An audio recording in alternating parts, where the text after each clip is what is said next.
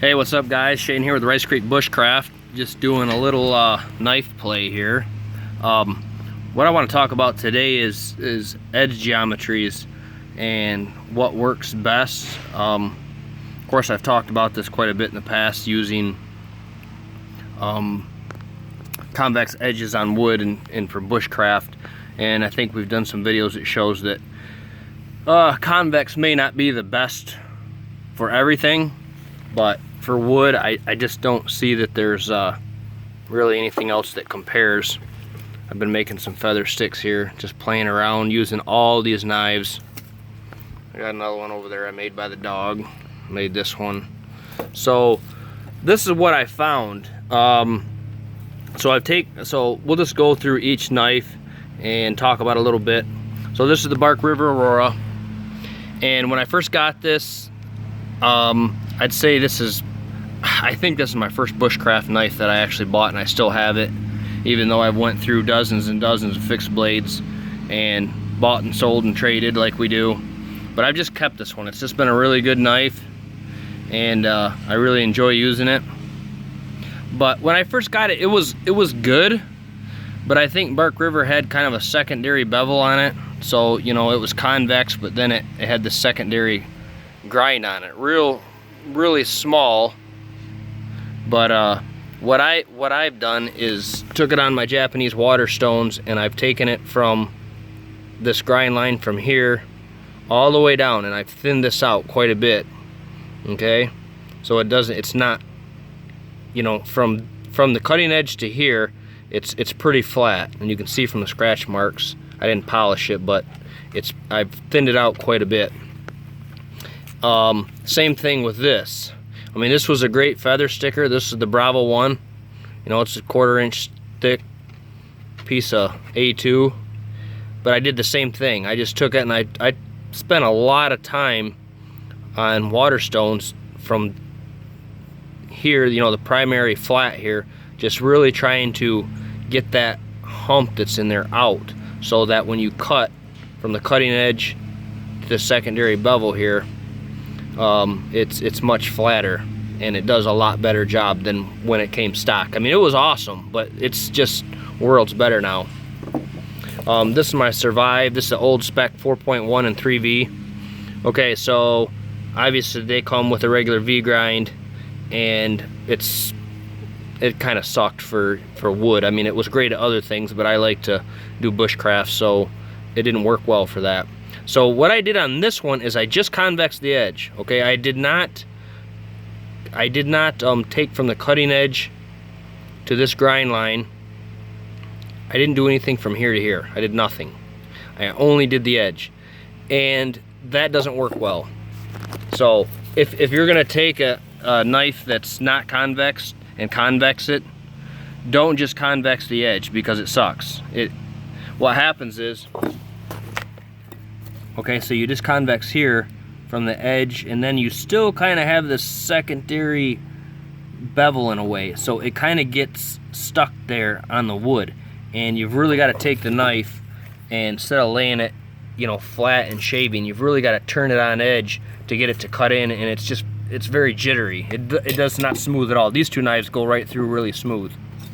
My Falkneven Iden, I did the same thing. You can see I almost ground off some of the name, but I kind of polished this, and I did take it on the stones from the cutting edge all the way to the spine of the knife. This one does a really nice job. This is a custom knife I bought. It's a scanny grind, and what can I say, it's a scanny grind. They're all the same. It does a good job. It bites in really well. It does good for notching, but for feather sticking, I feel that you've got to be much more precise on the angle that you hold it. It wants to bite really hard, and it's not that that's a bad thing, but it's just a little bit tougher to get nice clean feather sticks with a scanning grind, in my opinion. Now, maybe somebody that uses this predominantly says no, you know, I like this better than convex, but for me, convex still wins. I've probably been out here for an hour or so playing, making feather sticks and such. My Falkneven S1, this is like a kind of a limited edition model with these fancy maroon micarta scales. This one I did also grind on my stones from the edge to here, but not quite as much, so it's still a bit thicker in here than this knife and this knife, and also my Iden. So it does a good job. I mean, it's full convex. It does a good job, but it's not, I probably didn't grind this down quite enough on the stones. So maybe another time at this one it'll be much better. Okay, another Survive, same thing. I didn't want to screw up the finish all the way up, but I'm gonna do it now. I don't care. I'm keeping this knife. I just convexed the edge and I didn't hit this whole flat bevel portion here. So it does the same as the other. It's okay, but it's not great. I mean, I wouldn't want to take this out and have to do a bunch of feather sticking. It wouldn't be my first choice, I can tell you that. Same thing.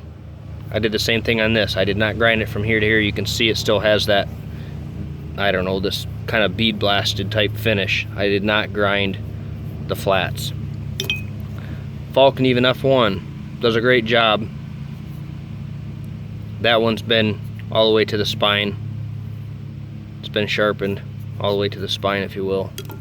And then I've got this little Bravo EDC. This is probably the best one that I have sitting out here, to be honest. And I spent quite, you can see the escanabas and the knives especially is about wore off, because on my stones I went from the cutting edge to that grind line and really flattened this out quite a bit, and it's a real razor. I mean, it does an awesome job. So those are the knives I played with. You can see the feather sticks I made. Just, I mean, you really don't know how many feathers are in here, but they're in here tight. I mean, I spent a lot of time on each one of these sticks. There's hundreds of them in each one. But anyways, if you're gonna take a knife that isn't convex, or maybe even a knife that is convex, well, let's start with a knife that's not convex. So we'll start with the Survive 4.1. This is the new spec. If you're gonna convex it, then what you wanna do is on your water stones, or whatever stones, if you use diamonds, whatever, I use a little bit of both. You wanna lay this on your stone from this line, okay? And do this whole flat portion. Not up here, just right here. Do this whole flat portion. And do that until your scratch marks go from here all the way to your cutting edge.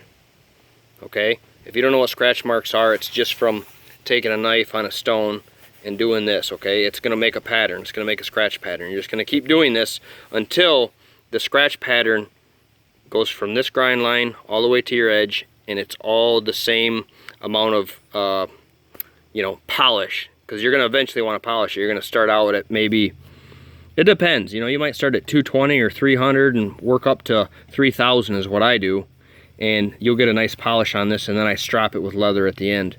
But you want to get, you can see I polished this edge, maybe, sorry my camera, there you go. You can see that the convex edge is polished, but you want to take it from the edge all the way to here, and that's going to make the best cutter in wood by far. There's going to be no comparison than just trying to convex the edge. Now if you take a knife that came, we'll take my Bravo, you can really see it pretty well on here. You can see how far up I polished this, all the way up to here. Okay, I took it all the way up to this line, and then I tipped it a little bit because I didn't feel I needed to thin this up at all. So I thinned it from the cutting edge to about there. You can see it. And it's about the same on both sides, right across here. That's what I mean by a scratch pattern. And then as you go finer and finer in your grits, it'll start to shine it up more and more. This one I did to 3000 and then stropped it. But that's the idea, guys, is you want to get it from your grind line, you know, your primary flat grind portion, all the way to the edge. And just take it on your stones and just work it back and forth until you get that scratch pattern that you want. So I just want to talk about that and describe how I do it and what's working best. I mean, I don't have any preferences out here, guys. I mean, I want to take the knife to the woods that does the best job. I don't care about brand or anything. I mean, if these Survive knives, I would take these. I mean, I like the steel. I know they're made to take some abuse. So what I'm going to do is I'm going to take this knife and this is the old spec and the new spec basically. So the new spec's on top, the old spec's on bottom. I'm going to do both of those. I may even do it today and do it from that from this grind line all the way to the cutting edge. And I think it's going to greatly improve it. Plus, once you polish it, like you can see the polish on this S1, okay? Damn camera. It really makes a difference in how it glides through wood, if you will.